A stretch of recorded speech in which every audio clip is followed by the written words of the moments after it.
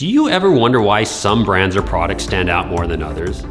It's unlikely you're even aware of the science, the constructs, or packaging design wizardry happening behind the scenes. And why should you, right? We have better things to do with our time. So as consumers, we're just trying to determine what is right for me. And that thing magically happening behind all the great brands and their products you love? Well, that's typically packaging architecture. So in today's episode, we'd like to share our insight on how packaging architecture can be that game changer as it informs your actions when approaching that next packaging design project.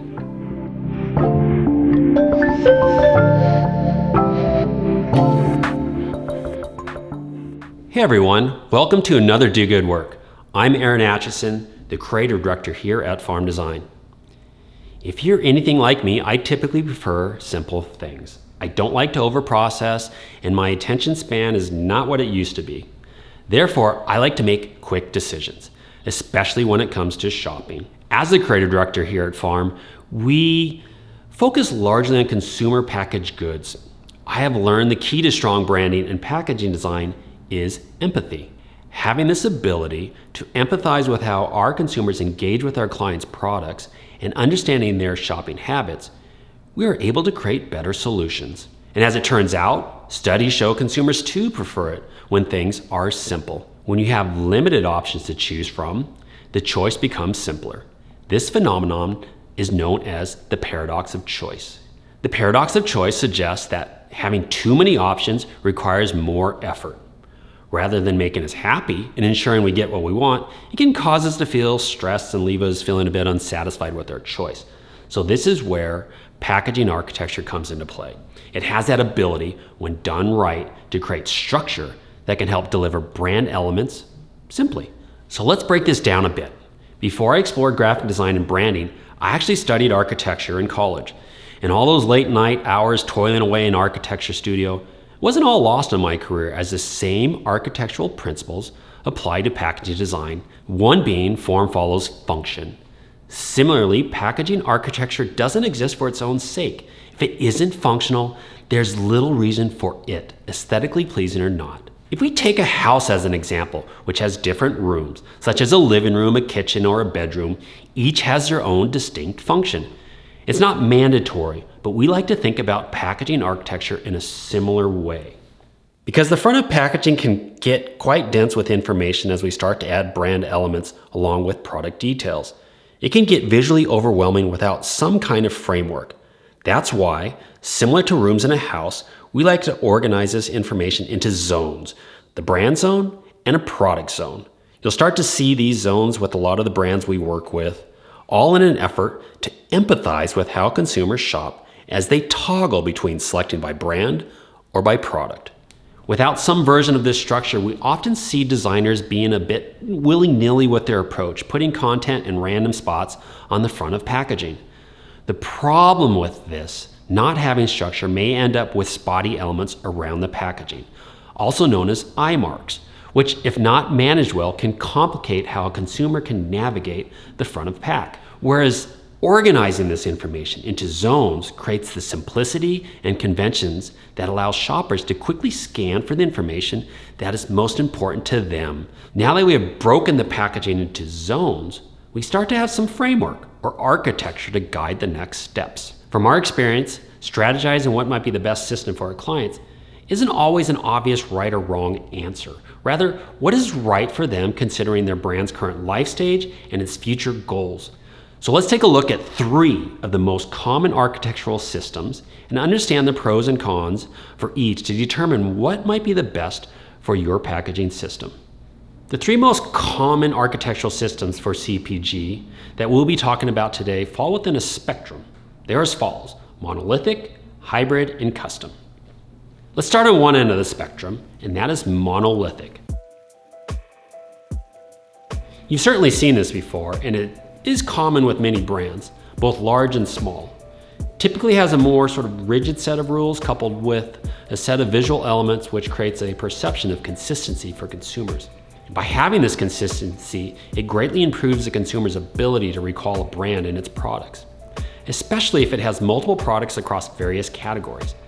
From product to product, nothing really changes across either the brand zone or the product zone, except what's necessary for the consumer to navigate the category. The pros for the system are it builds strong brand recognition, as this consistency becomes easier to identify for consumers.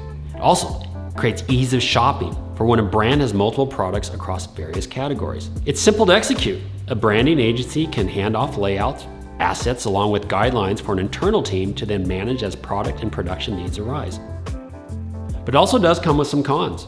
The cons are the system doesn't flex enough for significant innovation, as monolithic typically lacks the ability to create enough uniqueness for different product types within its own portfolio. Subsequently, this makes it harder for consumers to know if a product is speaking to them.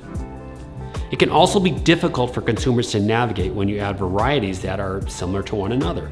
The shopper will then have to pick the product up on the shelf and read the copy or detect the minute differences. And as we know, consumers read last. Now let's jump over to the other end of the spectrum, where the system is less encumbered by visual rules and a bit more bespoke. We like to call this system custom. Unlike monolithic, custom has far more range in how you can treat the brand zone and the product zone. It incorporates a master brand with a set of design standards for each subsequent category. It may be less visibly obvious to a consumer, but having standards is still key for brand building.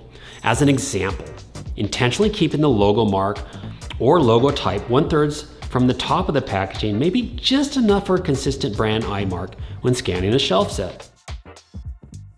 Or mandating a distinct brand color block that also occupies a certain percentage of the front of pack may be just enough for brand cohesion. It can vary for each brand, but design logic is still necessary.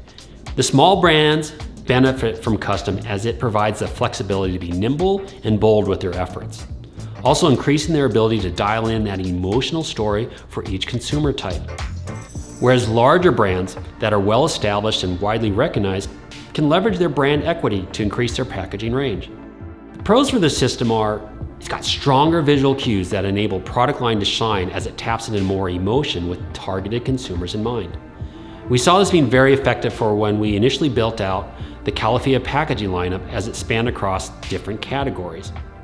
From a pure and familiar look for its almond milk products to their coffee lineup that wanted to be bold with distinct flavor profiles. The other pro is it's more versatile when confronted with line extensions and product innovations. Come on, who doesn't like options?